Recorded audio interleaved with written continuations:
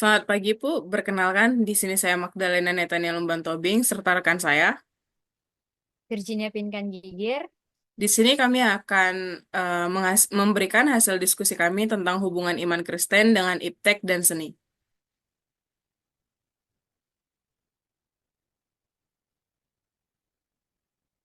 Nah, kita masuk kepada pertanyaan yang pertama, yaitu menjelaskan hubungan antara iman Kristen dengan iptek dan seni. Nah, yang pertama itu adalah iman Kristen dengan iptek. Nah, hubungannya dalam perspektif teologi adalah Alkitab mengajarkan bahwa Allah adalah pencipta alam semesta. Nah, kita dapat melihat sendiri dalam Kejadian pasal 1.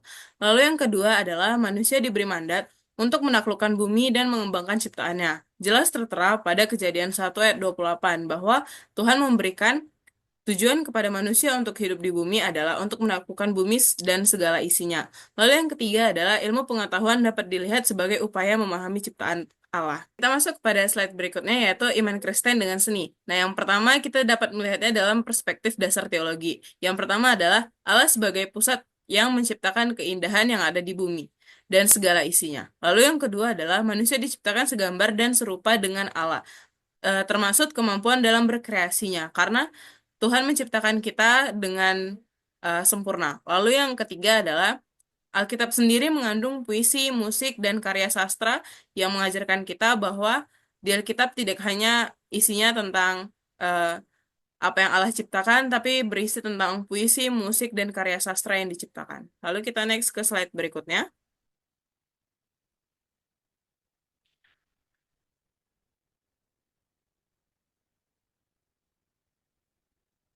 Nah, kita masuk ke menjelaskan hubungan ataupun dampak positif dari perkembangan iptek. Nah, yang pertama adalah dalam bidang politik.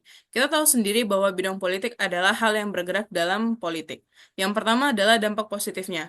Dampak positifnya itu terjadi transparansi politik meningkat melalui media digital. Nah, dalam media digital ini kita dapat melihat bahwa adanya transparansi politik yang disebarkan melalui media digital kita. Lalu yang kedua adalah komunikasi antara pemerintah dan masyarakat lebih efektif. Kita dapat melihat bahwa sekarang pada media sosial TikTok lagi gencar-gencarnya masyarakat memberitahu kepada pemerintah bahwa apa yang terjadi dalam pemerintahan mereka melalui media digital TikTok dengan meng-tag Gerindra. Lalu kita lanjut ke dampak negatifnya. Dampak negatif yang pertama adalah penyebaran hoax dan propaganda politik. Nah, penyebaran hoax dan propaganda politik ini dapat menyebabkan dampak negatif yang sangat luar biasa karena biasanya penyebaran hoax ini dipercaya oleh orang-orang awam yang tidak mengerti soal politik.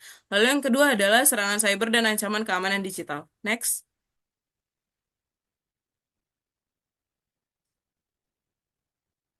Kita lanjut ke bidang ekonomi. Nah, bidang ekonomi yang memiliki dampak positif yaitu kemudahan transaksi melalui e-commerce, contohnya seperti QR yang sedang gencar pada saat zaman sekarang ini. Lalu yang kedua adalah peluang bisnis digital yang luas. Lalu yang ketiga adalah efisiensi proses produksi dengan dengan otomatisasi ataupun dengan penggunaan robot ataupun AI yang sedang gencar-gencarnya saat ini. Yang keempat adalah akses pasar global yang lebih mudah. Lalu selain memiliki dampak positif, ia juga memiliki dampak negatif yaitu kesenjangan digital antara pelaku ekonomi dan pengurangan pelaku ekonomi. Lalu yaitu yang kedua adalah pengurangan tenaga kerja karena otomatisasi ataupun penggunaan robot seperti yang di atas. Lalu yang ketiga adalah kejahatan cyber dan penipuan online, serta yang keempat adalah ketergantungan pada sistem digital. Next. Lalu ada dalam bidang sosial. Nah, bidang sosial ini memiliki dampak positif yaitu kemudahan berkomunikasi jarak jauh karena iptek ini membantu kita dalam berkomunikasi satu sama lain tanpa harus berdekatan. Lalu yang kedua adalah akses informasi yang lebih luas karena adanya informasi ataupun teknologi ataupun AI yang sedang gencar pada saat ini yang memudahkan kita untuk mendapatkan informasi tidak hanya di wilayah yang dekat tetapi di wilayah yang jauh seperti di luar negeri ataupun di luar angkasa kita dapat mengetahuinya. Lalu yang ketiga adalah jejaring sosial yang lebih luas. Dan yang keempat adalah koordinasi bantuan sosial lebih efektif. Begitu juga dengan dampak negatifnya. Ia memiliki dampak negatif seperti yang pertama, berkurangnya interaksi secara langsung karena kemudahan berkomunikasi jarak jauh tersebut. Lalu yang kedua, kecanduan gadget ataupun media sosial. Yang ketiga, terjadinya pembulian dan pelecehan online. Yang keempat adalah kesenjangan sosial di digital. Next.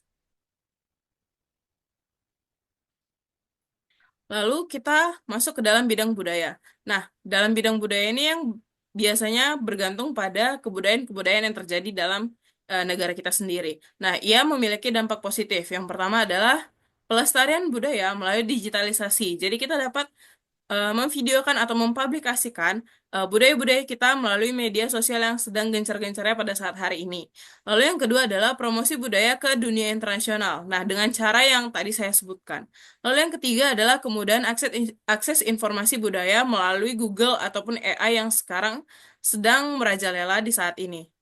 Lalu yang keempat adalah kolaborasi lintas budaya yang lebih mudah. Selain dampak positif, kita juga dapat melihat dari sisi negatifnya, yaitu yang pertama lunturnya nilai-nilai budaya tradisional karena melihat budaya-budaya internasional yang sudah masuk ke dalam Indonesia.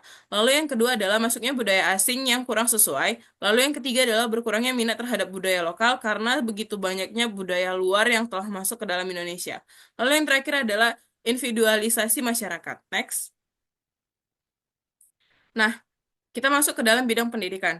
Yang memiliki dampak positif yang pertama adalah pelajaran online yang lebih fleksibel, lalu yang kedua adalah akses materi yang lebih luas karena banyak sumbernya, lalu yang ketiga adalah media pembelajaran yang interaktif, dan yang keempat adalah efisiensi administrasi pendidikan.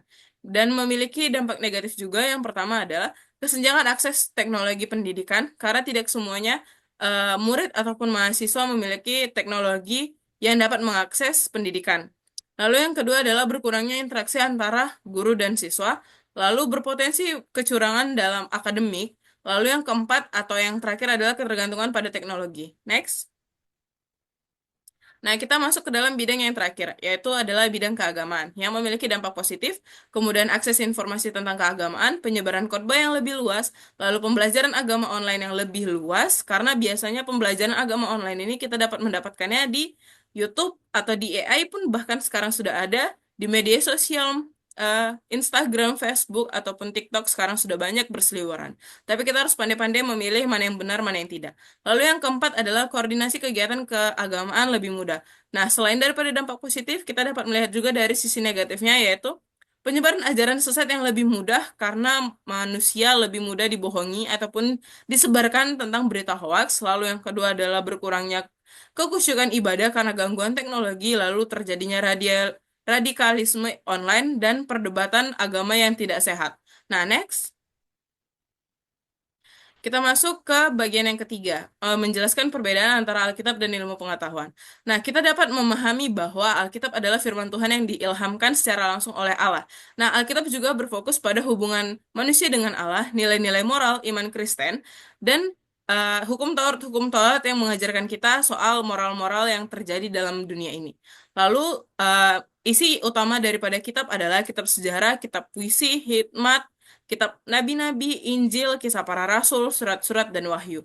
Nah, Alkitab juga memiliki fungsi sebagai panduan iman dan kehidupan Kristen, serta dasar untuk memahami karakter dan kehendak Allah. Next. Nah, bedanya dengan ilmu pengetahuan adalah pengetahuan yang memiliki fokus terhadap objek tertentu yang disusun secara sistematif, objektif, rasional, dan empiris sebagai hasilnya. Nah, metodologinya adalah mencakup hipotesis, eksperimen, pengumpulan data, dan tinjauan. Nah, ilmu pengetahuan juga memiliki karakter yang dapat membuktikan kebenarannya, terbuka juga dalam kritikan, serta dapat terbuka dalam bagian-bagian yang mana yang mau direvisi. Nah, dia juga dapat berkembang serta dapat dimasuk dalam akal manusia. Nah, tujuan ilmu pengetahuan ini adalah untuk menunjukkan fenomena alam, memprediksi kejadian, mengontrol fenomena, serta mengembangkan teknologi. Nah, kita lanjut ke dalam materi yang keempat akan dilanjutkan oleh rekan saya. Oke, selanjutnya ditanya sikap orang Kristen terhadap perkembangan iptek yang semakin maju. Yang pertama, menggunakan iptek untuk memuliakan Tuhan. Orang Kristen dipanggil untuk menggunakan perkembangan iptek sebagai alat untuk memuliakan Tuhan, baik melalui inovasi, pelayanan, maupun cara hidup yang mencerminkan kasih dan hikmatnya. Ah, Panduan ini didukung oleh ayat dari 1 Korintus 10 ayat 31. Yang kedua, mengembangkan hikmat dan disiplin rohani. Sebagai pengikut Kristus, orang Kristen perlu memiliki hikmat dan membedakan mana yang baik dan buruk dalam penggunaan iptek. Ayat ini didukung dari 1 Tesalonika 5 ayat 21. Lalu yang ketiga ada menjaga tanggung jawab sebagai penata layan ciptaan.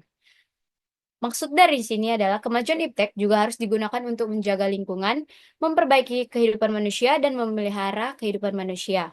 Ayat ini didukung dari Kejadian 2 ayat 15.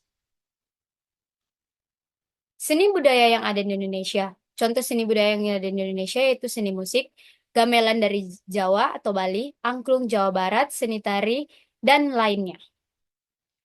Lalu, seni budaya yang ada di Indonesia yang memuliakan Tuhan dan yang tidak memuliakan Tuhan.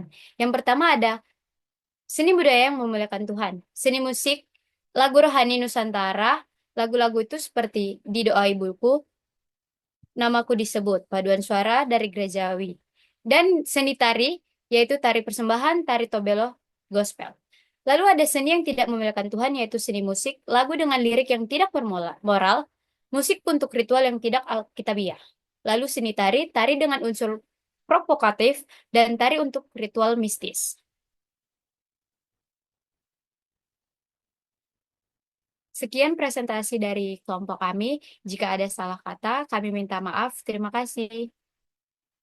Oke, sabar ya, jangan